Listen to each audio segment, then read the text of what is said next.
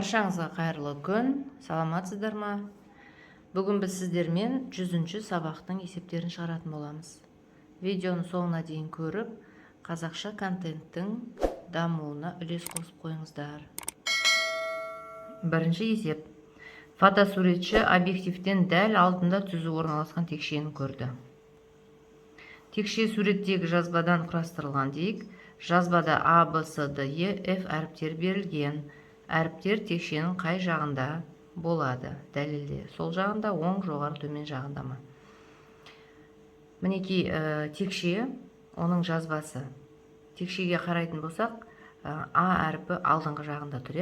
Енді басқа әріптер оның қай жағында болуы мүмкін, соны дәлелдеуіміз керек. Егер жазбасындағы А әріпі текшедегідей алдымызға қарап тұрса, онда оң жағында С әріпі болады. Арт жағында Д әріпі келеді. Е әріпі сол жағына қарай келеді. Ал жоғарғы жағында Б, төменгі жағында Ф әріпі болады. Оны дәлелдеу үшін тура осындай қағаздан текшені жазбасын қиып алып, құрастырсақ, тура сондай текше шығады. Екінші есеп. Текшені сағат тілімен айналдырды.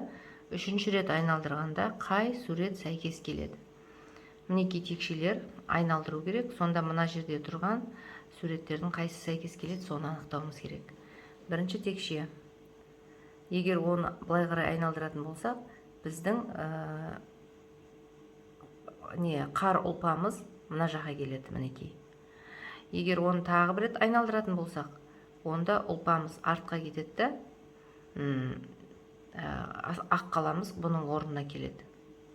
Сонда мына жердегі текшеде қандай сурет пайда болады, соны қарастырып көр. Егер оны айналдыратын болсақ, онда бізге қызыл шаршы келеді мына жерге. Қызыл шаршы келеді де, қасына көк шаршы келеді. Сонда астындағы суреттердің қайсысы мынаған сәйкес келіп тұр? Яғни, мына жерде бізде ақ қала болу керек те, жанында шырша болу керек. Ол қай суретте тұр? Ол мінекей Б суретінде тұр. Демек, мына жердегі текше мына текшеге сәйкес келеді екен. Үшінші есепте, бұл да өзіндік жұмыс. Кез келген бір қорапты алып, оны ашу керек те, беттерін жазу керек. Енді бұл практикалық жұмыс. Жазбада бірдей қанша фигура шыққанын қараймыз да, тіктөртбұрыштар қабырғаларының ұзындығын жазып шығамыз. Мысалы, кез келген текшені алып жазатын болсақ, ол осы түрде болуы мүмкін.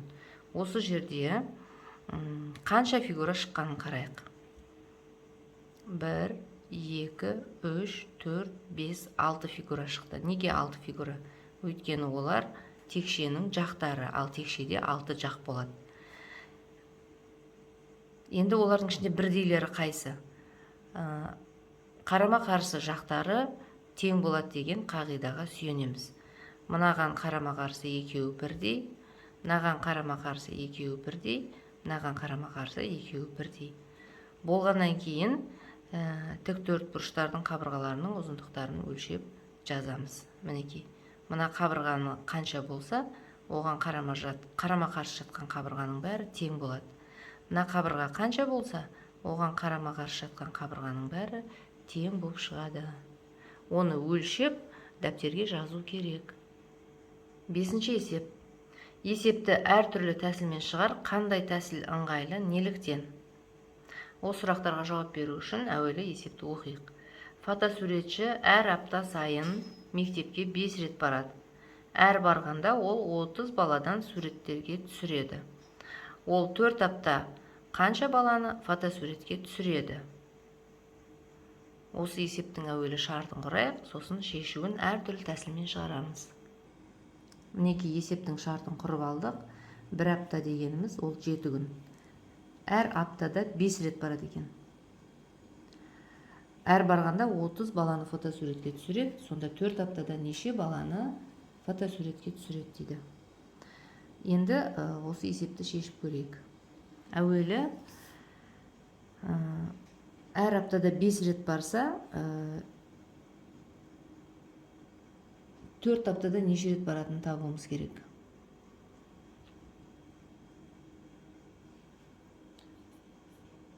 5-ті 4-ге көбейтеміз. Бір аптада 5 рет барады, 4 аптада 20 рет барады.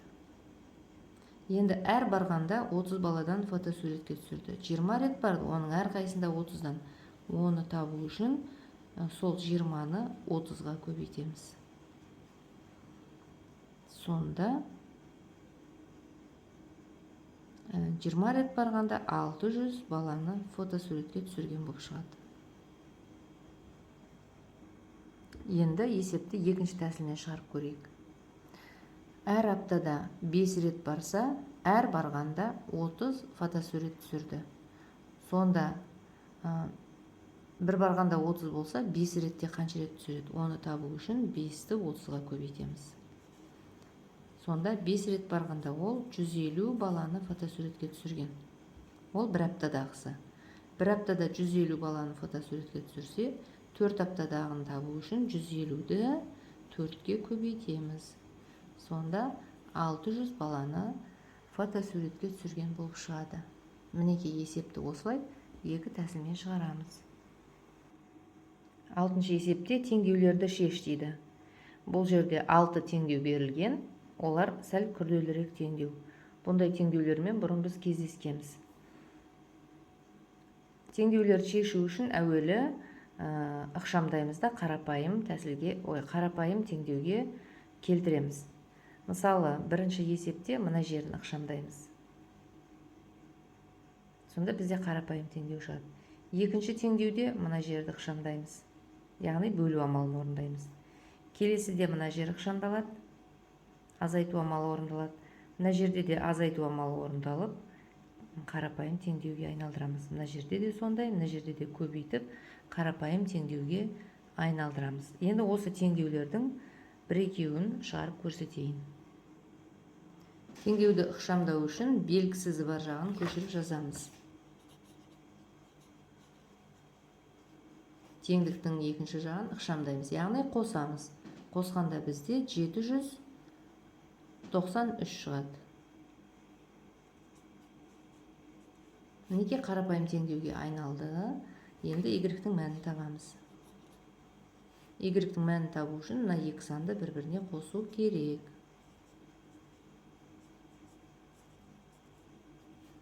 Сонда y-тің мәні бізде 958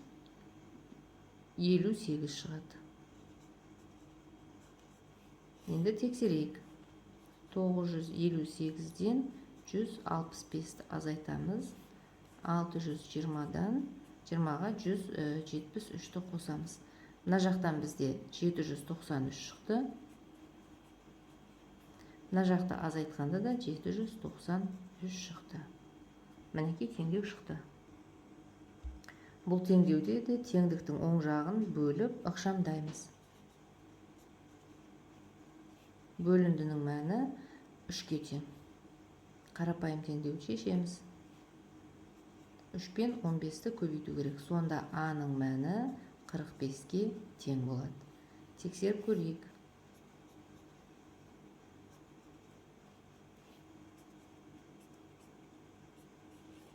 54 пен 18-дің бөліндісі 3-ке тең болған еді бағана.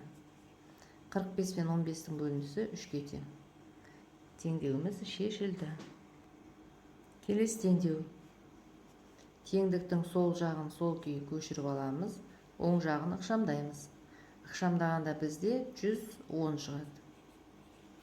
Қарапайым теңдеу шықты.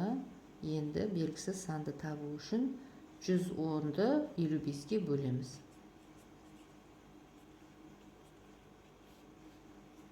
X-тің мәні 2-ге тең. Тексерейік. 55 пен 2-ні көбейтеміз. 820-дан 710-ды азайтамыз. Азайтқанда бізде 110 шыққан еді бағана. 55-ті 2-ке көбейтсек де 110-ға тең. Міне осылай теңдеулерді шешеміз. 7-ші есеп. Терде 2 дос жарысуда. Олардың әрқайсысы қанша ұпай жинағанын анықта. Алмас пен Қайрат тер атып жатыр. Егер дөңгелекке тигізсе 40 ұпай жинайды.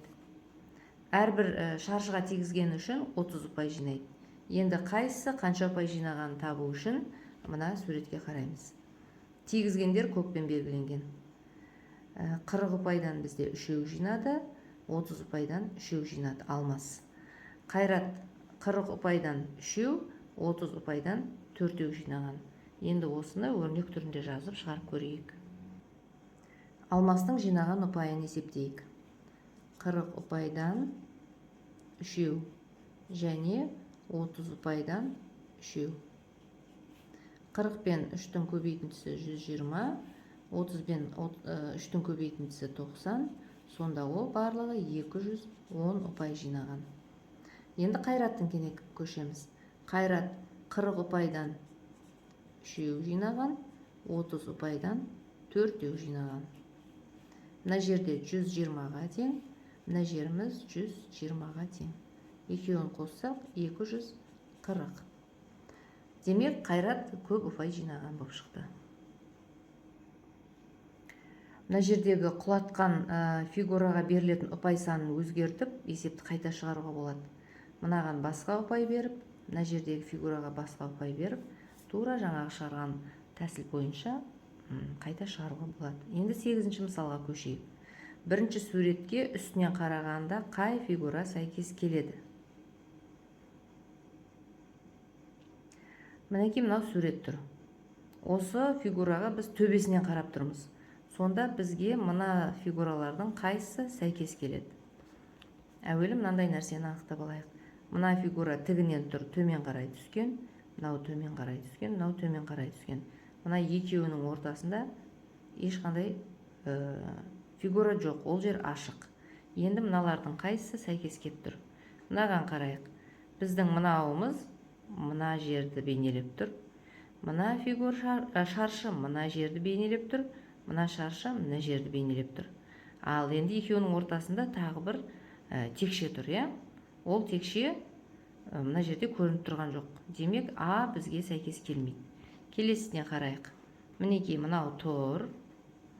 Мынау үстінен қарағанда тұр. Мынау үстінен қарағанда тұр. Енді екеуінің ортасында ешқандай текше жоқ. Ол жеріміз бос. Ендеше біздің мына суретімізге мына фигура сәйкес келеді екен. Каналым пайдалы болған болса, видео пайдалы болған болса, мені қолдап, лайк басып кетіңіздер.